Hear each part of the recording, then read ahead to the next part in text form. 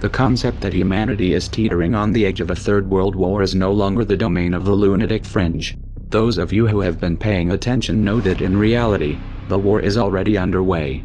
In this video we are going to examine the profiles of the key players and the alliances they've formed, expose their motives, and present evidence of crimes that they've already committed. Russia, China, and Iran have all explicitly sided with the Syrian government. Russia is providing air support, advanced anti-aircraft missile systems, heavy weapons and training. Iran, for its part, has troops on the ground. For the time being, China is more preoccupied with the ongoing tensions in the South China Sea, and has not flexed its missiles in Syria, as of yet. However, they should always be considered a wild card variable. The current Iraqi government is also a wild card. In 2015 they began to indicate where their loyalties lay in several meaningful ways. For example, they told the US government that new ground operations were not welcome, while at the same time announcing that they intend to look to Russia for military assistance. The list of countries pushing for regime change in Syria is a bit longer.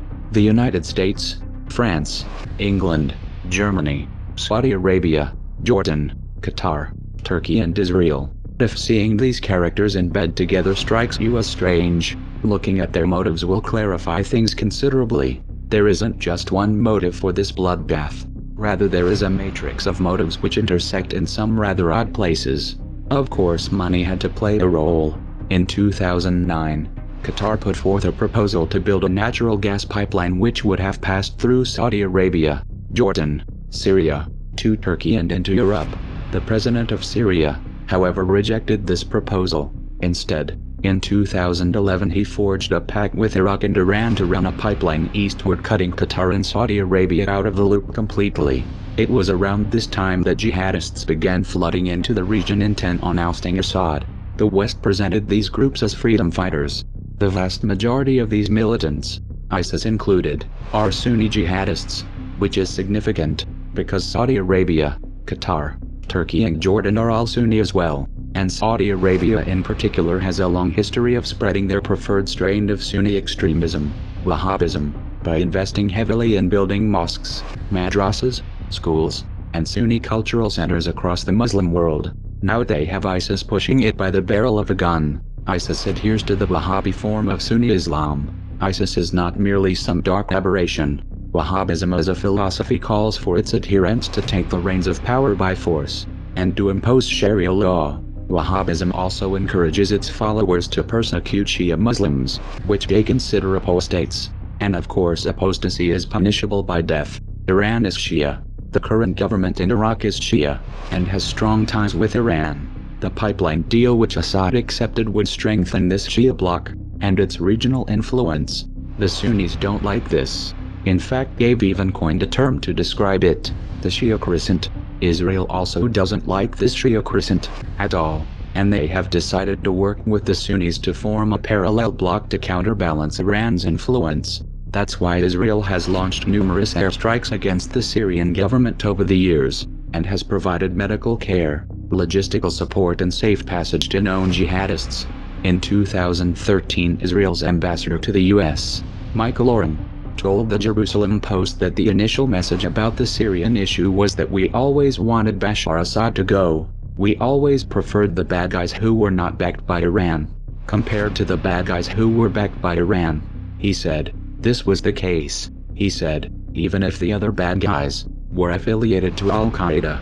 Let that sink in for a moment. Now at this point, if you were to ask any of these governments directly why they are arming and funding jihadists in Syria, they would claim that they are only supporting the moderate rebels, specifically the FSA. However, FSA commanders have gone on record to say that they cooperate with, and conduct joint operations with Al-Nusra, Al-Qaeda's official branch in Syria, and ISIS and Al-Nusra have officially formed alliances. And it is well established that the FSA command has been dominated by Islamic extremists for years.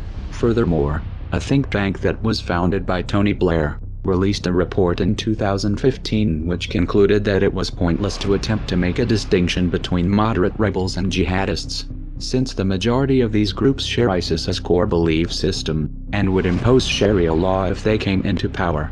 In this context, The support being given to these groups can only be interpreted as material support for terrorism, which is a crime. Now the US government has been arming, funding and training these extremists both covertly and overtly since 2011. However, this support would have been impossible without the assistance of the regional members of the anti-Assad axis. For years, Jordan has allowed the CIA to run training camps for militant groups and has granted those militants safe passage into Syria. Qatar has also provided training grounds. In 2014, PBS visited one of these training camps and interviewed some of the trainees. One of the fighters told the reporters that they were being trained how to finish off soldiers still alive after an ambush.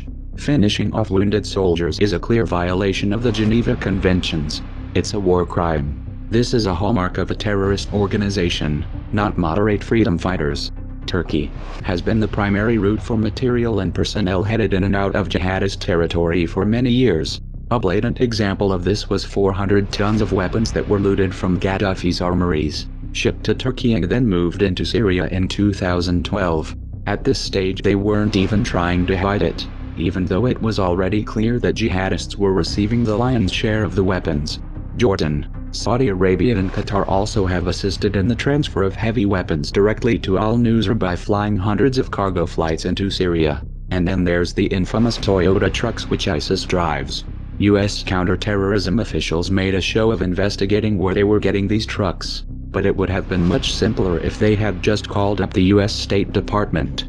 According to the Prive, the US State Department has been supplying Toyota Hiluxes, the exact model being used by ISIS, to the FSA for years. Specific equipment like the Toyota Hiluxes are what we refer to as force enablers for the moderate opposition forces on the ground. He adds, Shabander says the US supplied pickups will be delivering troops and supplies into battle. Some of the fleet will even become battlefield weapons. You can absolutely expect for many of those trucks to be mounted with crew-serve machine guns or other type of equipment, military equipment, that the opposition forces have access to. I mean, that's one of the reasons why the Toyota Hilux is such an important force multiplier, because it could be used both for humanitarian purposes and for operational purposes as well. Knowing the real chain of alliances between these groups, it makes perfect sense that ISIS would end up behind the wheel. And let's not forget about the oil. At this stage ISIS has reached a point where it no longer needs direct sponsorship. The organization earns an estimated $1 million to $2 million a day through oil sales. The US was aware of this but did nothing to stop it.